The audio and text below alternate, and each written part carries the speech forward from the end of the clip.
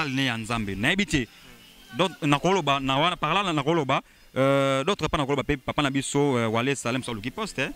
keba et kopé ko arriver que nenga poussa premier chef de l'état bâti poste parce que tu es bien à l'époque basakoli bande ko tambola nzela mona ba konzi so tozongi ba David so tozongi ba roi Salomo tozongi ba pharaon esenga ki batu lokwa ba Joseph za pembe na e donc to moni esali polémique ba pourquoi maman na biso si déjà même pas tariki ko luka Amida Chati donc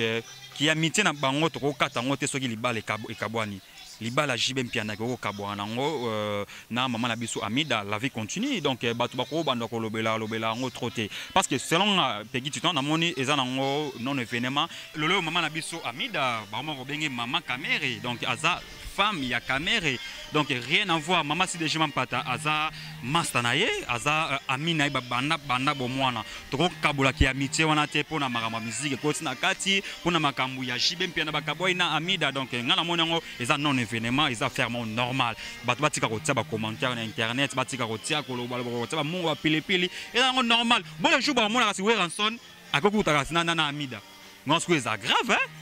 donc le jour ba mona Weranson so takuta na Kamere Werana Kamere baza ba mandate donc maman na biso si de jimam pata akokuta na camarade né Amida eza normal na ba serviteur de Dieu surtout zone à l'époque nzambe bande koloba travers ba sakoli bande koloba travers ba prophète mais trop comme na tamongo boye ba sa eloko ba bungisa ki bon nzambe lelo na koloba ki prophétie ya papa na biso Wale c'est quoi ça vrai ou soit na roba c'est faux mon natie botalelanga Congo température ya maman Rosette la fleur Nadambu. Après avoir défilé dans la cité Pola, mais cette fois Congo Température TV. Désormais, suivez-nous sur cette chaîne. Congo Température TV. Congo Température. La patronne Rosette la fleur d'amour, chaîne à solo. Émission religieuse. Théâtre, musique, environnement. Bah, émission sportive. Émission politique, donc nulle part ailleurs. www.congotempérature.com. Pour nous avons information à temps réel. Congo Température. Et yena mo pepe asika. Ya tobina Congo Température. Bienvenue, ma chère internaute via Congo Température. Ça se passe comme ça. C'est Peggy Titon. Un grand merci à mon sponsor qui est, on l'appelle Johnny Lee Atal en Chalanos qui me suit en ce net moment depuis Londres. Un grand merci à Claire Boula, le mignon garçon de Paris, qui me suit en ce net, à ce net moment. Il y a vraiment Zalarana Poto, Claire Boula, le mignon garçon depuis Paris, le mignon garçon à Paris, le baby face et le Ngabana Mike. Banagnon sur la Poto, Batutu Balinganga, Jean Chambaredo, Napesi Mbote, Bissika Ozali, Napesi Mbote. Matoko depuis Londres, Ardo Landanga, Bote na Junes Kayoka, depuis Suisse, Mbote na bato Nyoso Balinganga, Papi Cheval Blanc, depuis Belgique, Batutu Balinganga, mon vieux Blanchard de Londres. Les longs, vraiment, actualités, Zaliming Makasi, on va parler avec Mokonzi qui est mon compère. On va essayer un peu de parler, moi, deux sujets phares. Trosolana, d'abord, rencontre, il y a Maman Amida, Maman Sylvie Mapata. Puis en plus, Trosola sous sujet, il y a Pasteur Nabiso, Pasteur Wale, ça, Oazaki récit, na OIA, qu'on a cité de OIA et pas président de la République, Félix Tshisekedi, peu par rapport à l'actualité, arrestation à Kentana, Maramoué, Belé. Je vais dire bonjour à mon invité qui a déjà va faire son entrée ici dans le plateau Nabiso. Fanek chef Mokonzio Mikolo, vraiment ça la analyse il y a Kitoko loco la Peggy Titon Tolingi Boye. Vraiment on est là pour communiquer et informer. Déjà je vais dire bonjour Fanek chef Mokonzi, bonne santé. Bonjour Peggy Titon, donc le journaliste, les chroniqueurs intelligents. Donc il y en a vraiment pour les caméras une émission nayo parce que na mon ango za ndenge moko travail kitoko loco là na TV5 na Applis. En tout cas merci beaucoup nayo. Un nouvel concept to nango, nouvel concept vraiment batala comment ndeni tout ça les émissions oyo banalise bien parce que batapoto balingi vraiment tout ça la banalise balingi neti loko la venanga Papi Cheval Blanc zo la nanga depuis Belgique alobaki batso bosali émission qui to batbota la bino mambo benjour des atérango nandima ki ozala invité nanga ya lilo analyse sur le net auto ça la auto lobela deux sujets d'abord to banel d'abord na sujet il y a rencontre à Maman Sylvie Mampatana Amida analyse nini yo salaki par rapport à notre Monica Rayo et Bikara internet nenge zala songi balobi ba n'importe n'importe quoi mais baza basi oyo bayebani na République démocratique du Congo basi ba homme célèbre ba mibali na bango baza bato bayebani baza ba homme prestigieux pour na monopoliser parole te analyse ni fenek mokonzi on a vu que oza mutamayele osalaki nini parce que tout le monde batka ba chi ba photo mais ba analyse ba sali un peu très bizarre mais là on est le bat barota la biso na analyse sur le net émission le lac à Congo fenek banini analyse. En tout cas, merci beaucoup na yo Peggy Titon. Raconte ya mama Sidéji Mampata na mama na biso Amida Chati. Tout le monde qui bongo et salement polémique na internet. Tout le monde banana ba photo, ba publier ba photo, ba kokutana te. En tout cas, nga na lo ba boyena ba internet ba na biso. Eza na non événement. Parce que balobaka ki camarade ya bomwana ya muswele ka bondeko tika kana ibisa yo mama Sidéji Mampata na mama na biso Amida bazala babanda ki camaraderie na bango depuis bomwana ki amitié na bango babanda ngo depuis bomwana ne bazokola na kata bandal lelo ba mibali bako kabwana mais ki bondeko bakabola ngote lelo yo mama Sidéji Mampata na mona ki ba photo mo ndoko publier Sidéji Mampata babanda ki wenge banini kutu na eko zonga na histoire moko nani tata betela biso Adolphe tozana vie na mbinza na palais na ye ya juto banaka pena faire oyo toyaka pa mama Sidéji Mampata ba Amida biso tu balamba fufu bamba pe fufu ba Blaise Bula ba Jibem Piana ba Ale Makaba ba ngotu ba Didier Masela balamba fufu donc ba lié parce idée ya wenge utaki bazaki bango tout ensemble ça ba camarade lelo tomoni esali polémique ba pourquoi maman na biso Sidéji Mampata ko luka Amida Chati. Donc, qui a amitié na bango to ko katango te soki libala ekabwani libala Jibem Piana ko kabwana ngo na mama na biso Amida la vie continue donc batu bako banda ko lobela ngo troté parce que selon Peggy Titon na moni ezana ngo non événement ezana ngo lo moko normal ezana lo moko to ko banda tia ba commentaire ba pili pourquoi jusqu'à pourquoi et nous aka pourquoi donc totika baza ba camarade ya banda bomwana. Donc, en plus, maman a biso Sidéji Mampata, a un problème na Jibem Piana te, maman Sidéji Mampata, a un problème. Parce que maman qui avait la caméra, qui on a la photo, la image, il était à côté, peut-être balinka ba commenter, on a mis moi ma je sais pas. Analyse nos autres. Mais Vital caméra, problème te, parce que le maman a biso Amida, maman robenge maman caméra, donc aza femme il y a caméra, donc rien à voir. Maman Sidéji Mampata aza mastanaye aza amina banda bomwana toko kabula ki amitié wana te pona makamba musique ko tina kati pona makambu ya Jibem Piana bakaboy na Amida donc ngana monango eza non événement eza fermement normal batu batika ko tia ba commentaire na internet batika ko tia ko loba ko tia ba mungu ba pili eza normal bon le jour ba mona kasi Weranson akokuta kasi na Amida non ce que c'est grave hein donc le jour ba mona Weranson so takuta na caméra Werana caméra baza ba mandate. Donc, maman na biso Sidéji Mampata akokuta na camarade ne Amida, c'est normal. Donc malgré tout, mobile na za camarade, baba camarade donc Weranson na Jibem Piana baza ex. Aza camarade ya Weranson donc c'est normal. En fait batika au taba commentaire papa chéri ça vu naé to boulé trop balle de match au biso tout ça aux là biso tout ba chroniqueur to bi que balle de match bientôt là et robi avec force donc papa chéri aza concentré na balle de match batika ba mon on a ba pipi na faire wana. Merci beaucoup Fenek Mokonzi, j'ai bien répondu. Tobaxi sous sujet, le troisième sujet, à faire concert il y a Moïse Mbi et Oakobet à la tour et taxi en Belgique. À faire ton monine bouquet sur le bit, Tobaxi en sujet. Nassur Torsola, Anna Fenek Mokonzi, mais pour un nouvel concept, Nabiso, Totam la Mouké, pour ça la moi bien. Donc, la chaîne internet, tout Bazola, vraiment Kinshasa. Donc, ça se passe comme ça dans le lac à Congo. Fenek Mokonzi, il a bien défendu, tout sur la NECA par rapport à l'actualité. Donc, je pense que la chaîne internet, nous sommes clairs, beaucoup le mignon garçon de Paris qui me suit en ce moment. Merci beaucoup à maman Arlette Matoko, merci beaucoup à Papy Cheval Blanc depuis Belgique, merci beaucoup à maman Rosette Rosalie, la patronne de cette site. Merci beaucoup à ma sponsor Nyon Sobato, tout va soutenir l'émission Le Lac à Congo. Fenek Mokonzi, parlons maintenant de l'arrestation de Ken Piana. Je pense que aux chroniqueurs, tout le monde Lelo, c'est comme s'il y a un problème entre Mike Lokamba et Ken Piana. L'arrestation de Ken Piana, ils ont un peu louche. Ngai Nazwa qui Crisco, ils ont caméraman naïe. Tout le monde mais après, tu as vu comment on a Ken Piana azaki bakangaki o bakangaki azaki na commune Mandalungwa na Mbata. Analyse niso salaki par rapport à Marambo to Ken Piana attaqué Mike Lokamba trop par rapport à combo héritier Bimi. C'est comme si comment salir pe artiste musicien na biso ba mon côté ça mon ba polémique moko ba distraction mo inutile. Fallait que mon compte na bi ko za relation mo ya bien na ba chroniqueur nyonso o ya presse en ligne parce que il pose chroniqueur presse en ligne. Ce qui n'a ndimi ko yambo na émission le lac Congo parce que na bi que trop ça la émission a bien analyse il y a bien. Qu'est-ce que tu as réfléchi par rapport à l'arrestation? L'arrestation Ken Piana. Ça a déjà libéré. Et l'autre monde qui et ça l'a biso passé parce que l'infraction est individuelle. Le Cresco ou Azali caméraman il y a film ou na film. Ce qui Azaki na faire na batu soit babunda qui il y a Ken Piana ni na kati wana vraiment. En plus on a pena roloba pena na justice na biso parce que na moni Ken Piana ba quitter et là on y est na ba kangana Ken Piana na faire wana.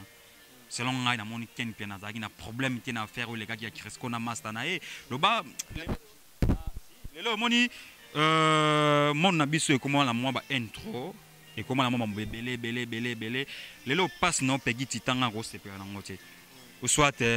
na habite so ba Ken Piana Mike Lokamba comment ba ni parce que internet c'est un monde mususu na vie normale to na vie mususu ngana yo na vie normale to kuta on a parlé na raché on a parlé au chef mon compte to vandi to bimi moi quelque part on les a vie na biso normal li banda ya internet mais to ko tsara maramu ya vie normale na rate internet c'était en tout cas so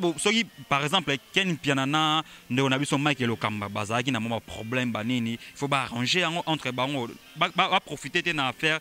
au Crisco ça là qui les Kambu ba kangi en tout cas mon affaire un peu louche un peu louche parce que batmusu ba interpréter mal la poto batmusu ba lobby que Ken Piana est-ce que muta poto là il y a gigas mal il y a problème de jalousie peut-être ça c'est ça tout le monde analyse au Mike Lokamba je sais pas na yambo na habité c'est là yoku na mona ko za la trône na Ken Piana na habité so boso la kindenge ni o nga na yebi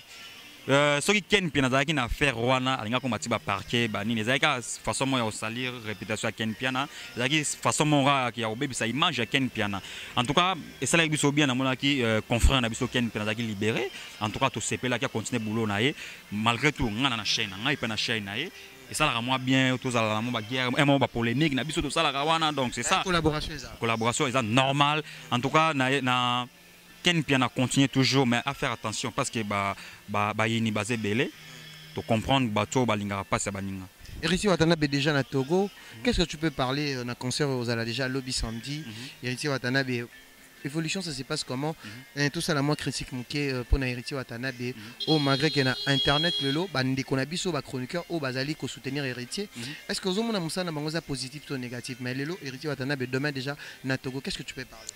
En tout cas, pour le concert Héritier Watanabe, à Togo, on a vu que na mona ba PB donc on a vu que les gars dans les bons. Malgré tout, moi à longola qui c'était ma bé pembe inaye. En tout cas, Héritier Watanabe tout ça ba coup de chapeau. Tu dis que concert wana Héritier Watanabe qui est toujours les colos. Biso lelo, tout ça pour sa musique na biso ça toujours en avant. À l'époque, musique congolaise la première position, hein, lelo frère Tikana Loba, Toroma, nandi pété na 5e tozali. Le lot nigérien va les devant et puis ouest africain ivoirien donc le lot musique na biso ezobe parce que biso moko na ba congolais to milinganité biso non il faut tout ça moko to mitana na maboko quoi le lot Héritier Watanabe akobeta concert na Togo soit par exemple faire ego la passe aïwana aïe ate mona mai poa donc tout ça pour sa musique congolaise ils a toujours en avant fertilité haine tout voilà en tout cas tout ça en tout cas coup de chapeau na la polga motona tembe tu dis que Togo un jour peut concert aux en à Paris na Belgique peut aux et ça la biso vraiment kitoko. Affaire Canada Gloire Olangi tout ça moula mom ke chef mokondi affaire Canada to moni pe Gloire Olangi batuka ba rumeur ba les ondi Gloire Olangi a tout ça la émission mona Sam Kaza dit concernant un jeune garçon abané ko escroquer Fally Ipupa na kombo ya Bill Clinton et lelo mwambutu mbutu affaire à Canada to ebité Fally Ipupa aza est censé ya komema ba journaliste à internet parce que to ebité non ils a ki Ken Piana na ni maniqué un grâce temo et sous ba baxi Gloire Olangi ce ko likambo ko mwambutu mbutu et par rapport bato bazo ça la promotion d'artistes et musiciens surtout biso ba chroniqueur et lelo mbutu mbutu ya affaire à Canada ya Fally il est obligé ya komema kaka ba chroniqueur pour na promotion na ou bien à côté ko ça lango te pour ça déjà légende. En tout cas, question mon kitoko. Le lot Fally Ipupa asa grand musicien. Fally Ipupa tinda comme Fally Bongo. ezalaki mpe presse moto eyedaki ye tozonga nano na nsima toyebi presse en ligne presse no ya liboso bato bayedaki fali po pati lelo akoma fali nde akomi lelo mais ekakoma na ntango moko efali atiaki na presse mopanzi alobaki nga aza déjà fali donc presse ezali ezala te naza toujours fali mais lelo esalaki nga bien namoni fali aozonga esu na presse aidé été chroniqueur internet est-ce que bazo aider pe fali na promotion ya fali je sais pas soki nakoki kotanga nakomona ndeko nanga Ken Piana c'est bon hein namoni pena contrôle ya ebimaki tomona Ken Piana maniqué aussi bandaki kosala moi kota moi loboko namonaki na ba émission na bango baza kolobela toujours contrôle mais ya Gloire Olangi te on est zambutumbutu parce que naki sur que Gloire Olangi OK Canada na fali c'est quelque chose confirmé est-ce que c'est vrai est-ce que c'est vrai pena donc mutuna mutako na internet koloba marambo to amoni donc au téléphone na yo boy mais ngai lelo toza le 17 mai hein le 17 mai bakanga date ya lelo à part Ken Piana namoni muto fala o memate manike mwandambu mais mingi de Ken Piana mingi de Ken Piana o graste mo loni asale pas fale popa na comment ba trop te mo lo sale po to mo graste mo sale lo te si grâce temo azam ta fabricage omoni grâce temo la makambo na ebité bat musu balo il faut grâce temo kende grâce temo le oni apporter apport nini o grâce temo sali na contrôle nga mona nga ngote ya za muta ya mado muta fabricage base la cible bima banini donc na place ya motologo Gloire Olangi soit grâce temo ngala te fali on a deux personnes wana Gloire Olangi na grâce temo parce que na yebi ke bateau o ba sali contrôle les a toujours en avant contrôle les a toujours likolo on le ba bien pour na Ken Piana donc biso de yebi ke moi faire mozaki entre yo na Ken Piana mais tu parles de bien je sais pas est-ce que ba chroniqueur musu pe ba Rolanda pe exemple na o tu parles de bien ya muninga par rapport au pe pour ba musu ba linga raté yo yebi ka ke amona ke poto amona ke muninga ke no bonga mais toi tu as au cœur ouvert parce que ça te fait bien mais mon frère Peggy Titan je n'ai jamais eu le problème avec Ken Piana. Ngana Ken Piana tozaki na problème des ezaka na genda na parler il fallait na sa émission na Ken Piana monité maman obi fenek ya na loba mama maniki or que nga mère ndo boulon za ya solo guerre Ken Piana na maniki or que zaki mamo internet nga peka na nga idéologie pona ko na sa ba vie na chaîne na ngai na zumère il pas ba vie il pas muta pito pale donc mère c'est quoi côté là ba vie na chaîne Ken Piana comme qui fait faut longola bani mais moi je n'ai jamais de problème avec Ken Piana za frère na ngai Ken Piana azara muté malamu ilo on linga Ken Piana ngwana beaucoup ça na ba problème bani mais so côté na Ken Piana bosola to zaki na conférence de presse ya Nyamakor a benga fenek mais pour que ça jamais problème avec Ken Piana ezara ke ngana sa émission sans permission na senga Ken Piana sa émission na maman. Donc c'est ça. En plus Ken Piana bon mon ngana ozong na émission na Ken Piana. Na lingi Ken Piana po ani Ken Piana za bosser biso to yebi banda kala bunda bitumba fale poupa afa ba contrôler ya. Ken Piana en tout cas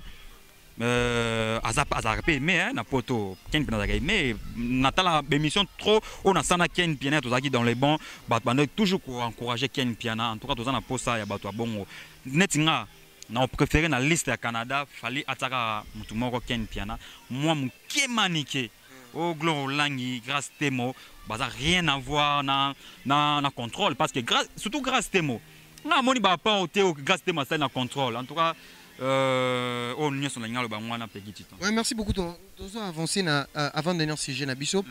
to moni président de la République Félix Tshisekedi Tshilombo par rapport à la prophétie ya papa na so aller c'est bimaki mais suka ba eko yamba et ma impression des années qu'est-ce que tu peux parler ko lo banini avant de kotasko na sujet na biso ya suka aux affaires ya Moïse affaire wana ya papa na biso walesa omoni à l'époque na Bible ba konzibande ko tambola na ba serviteur de Dieu surtout zong à l'époque nzambe bande ko lo ba travers ba sakoli ande ko lo ba travers ba prophète mais to comme na tamongo boye ba sa le ko ba bungisa ki bon nzambe lelo na ko lo ba ki prophétie ya papa na biso wale c'est ko ça vrai ou soit na lo ba c'est faux parce que lelo yo na ko lo ba vrai ou faux parce que dans zone sko sima ba edingwa lobi fort ndenge président de la République ayambi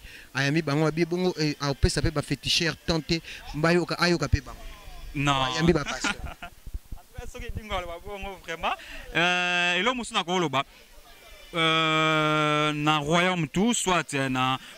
gouvernement tout pasteur président azalaka pe na basal ne ya nzambe na ebité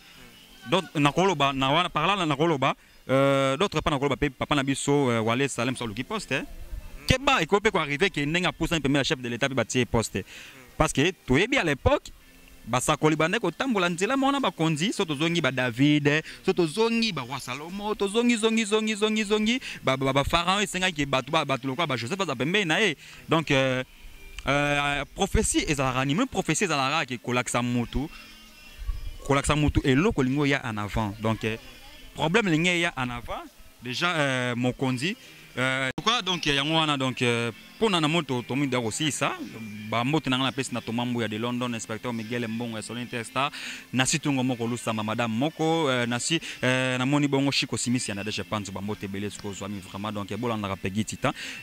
concept ya sika yango quoi émission sans polémique émission sans insulte donc émission de yango to solo en tout cas merci na yo confrère en tout cas merci beaucoup mon natie